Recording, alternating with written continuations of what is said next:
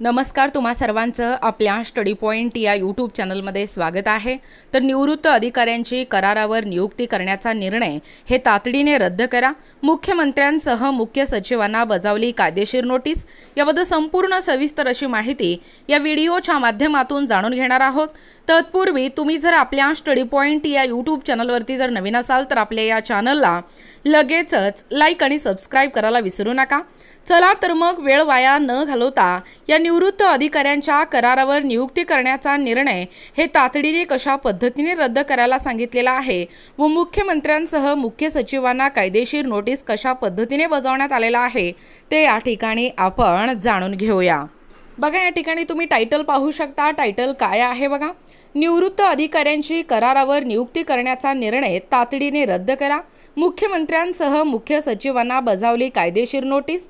बघा अपडेट काय सांगतोय। शासनामध्ये निवृत्त अधिकाऱ्यांच्या करारावर नियुक्ती करण्याचा महायुती सरकारचा निर्णय हे वादग्रस्त ठरत आहे। बेरोजगारांचा हक्क हिरावून घेणाऱ्या या निर्णयाविरुद्ध मुख्यमंत्री देवेंद्र फडणवीस यांच्यासह राज्याच्या मुख्य सचिवांना कायदेशीर नोटीस बजावण्यात आली आहे। या निर्णयामुळे पात्र व गुणवंत बेरोजगार उमेदवारांना या सरकारी नोकरीत समान संधी डावलली जात असल्याने हा निर्णय तातडीने मागे घ्यावा अशी मागणी या नोटीसद्वारे करण्यात आली आहे।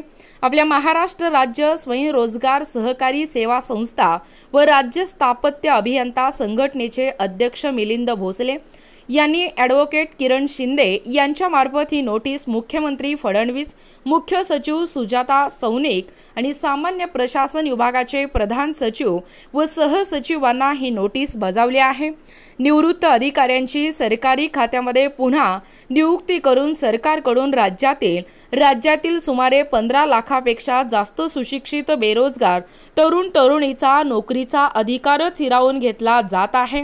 हे समानता आणि समान संधी देणाऱ्या या घटनेतील कलम 14 आणि कलम 16चे उल्लंघन आहे, या नोटिशीत नमूद केले गेले आहे। बघा, निवृत्तांना या निवृत्ती वेतनासह पुन्हा सरकारी वेतन। राज्य सरकारचे जवळपास 36 विविध प्रकारचे विभाग आहेत। त्यात नव्या दमाच्या सुशिक्षित बेरोजगार तरुण तरुणींना संधी देणे हे शासनाचे धोरण असायला हवे। प्रत्येक जिल्ह्यामध्ये सरकारी सेवा नियोजन कार्यालयामध्ये विविध क्षेत्रातील गुणवत्ता प्राप्त सरासरी 16 ते 20 हजार नोंदणीकृत सुशिक्षित बेरोजगार तरुण तरुणी आहेत। पण सरकारने निवृत्त अधिकाऱ्यांनाच पुन्हा संधी देण्याचा निर्णय घेतला आहे आणि अनेक निवृत्त अधिकाऱ्यांना यापूर्वीही सातत्याने अशी संधी दिली गेली आहे। या निवृत्त अधिकाऱ्यांना निवृत्ती वेतन मिळते आणि त्यांची पुन्हा नियुक्ती करून त्यांना पुन्हा शासकीय वेतन व भत्ते दिले जाणार आहेत, याचा सरकारने या ठिकाणी विचार केला पाहिजे असे देखील या नोटिशीत म्हटले आहे। बघा पुढे अपडेट काय सांगतोय। सर्व कंत्राटी नियुक्त्यांचा आढावा घ्या।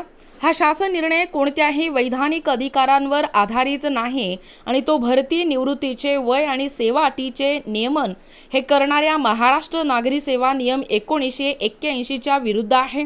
यापुढे या निर्णयाअंतर्गत कोणत्याही नियुक्त्या जारी करणे किंवा नूतनीकरण करणे थांबवावे। यापूर्वी निवृत्तीनंतर केलेल्या सर्व कंत्राटी नियुक्त्यांच्या व गुंतवणुकीचा व्यापक या ठिकाणी आढावा घेऊन बेकायदेशीर नियुक्त्या रद्द कराव्यात अशा मागण्या या नोटिशीत करण्यात आल्या असून 15 दिवसात कार्यवाही न केल्यास मुंबई उच्च न्यायालयात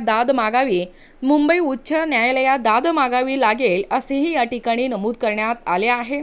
बघा, एकूणच अशा पद्धतीने या ठिकाणी आत्ताच पाहिल्याप्रमाणे हे जे निवृत्त अधिकारी आहेत त्या अधिकाऱ्यांच्या करारावर नियुक्ती करण्याचा निर्णय तातडीने रद्द करा। मुख्यमंत्र्यांसह मुख्य सचिवांना बजावली कायदेशीर नोटीस। याबद्दल संपूर्ण सविस्तर अशी माहिती या व्हिडिओच्या माध्यमातून जाणून घेण्याचा प्रयत्न केलेला आहोत। अशाच प्रकारचे नवनवीन अपडेट पाहिजे असतील किंवा तुम्हाला जर आमच्या अध्यापनाचे व्हिडिओ आवडत असतील किंवा तुम्ही जर आपल्या स्टडी पॉइंट या यूट्यूब चॅनलवरती जर नवीन असाल तर आपल्या या चॅनलला लगेचच लाईक आणि सबस्क्राइब करायला विसरू नका। भेटूया अशाच पुढच्या नवीन व्हिडिओमध्ये। तोपर्यंत धन्यवाद।